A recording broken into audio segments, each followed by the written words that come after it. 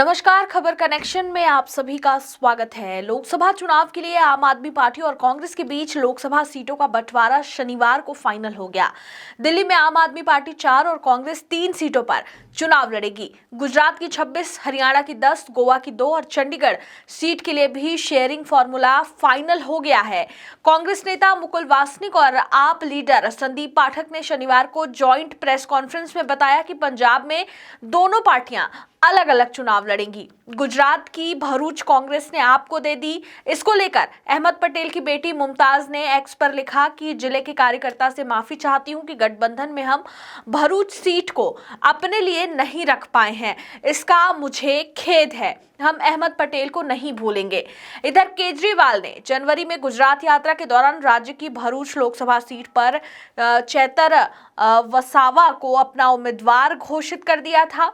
Bharuch seat से कांग्रेस के नेता अहमद पटेल सांसद थे।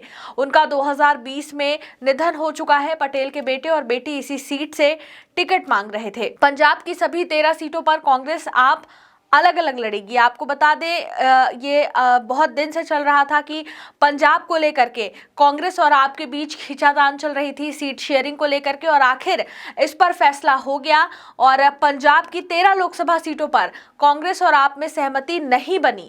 आप और कांग्रेस सभी सीटों पर अलग अलग ही चुनाव लड़ेंगी। दिल्ली के मुख्यमंत्री अरविंद केजरीवाल ने पंजाब में 10 फरवरी को इसका ऐलान भी किया था। उन्होंने 21 फरवरी को कहा था कि पंजाब में अकेले लड़ने के फैसला जीतने के लिए किया है। सपा के साथ कांग्रेस की सीट शेयरिंग फिक्स हो गई है।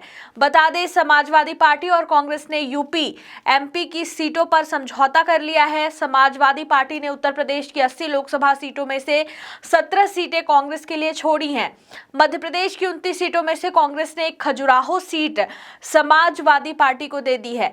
इधर आपने असम, गुजरात में अपने उम्मीदवारों की घोषणा की है। टीएमसी ने भी सीटें मांगी हैं। आपने कई बार इस बात पर जोर दिया था कि वह इंडिया के साथ है, लेकिन लोकसभा चुनाव के लिए अलग अलग राज्यों में लगातार अपने उम्मीदवारों की घोषणा भी कर दी थी।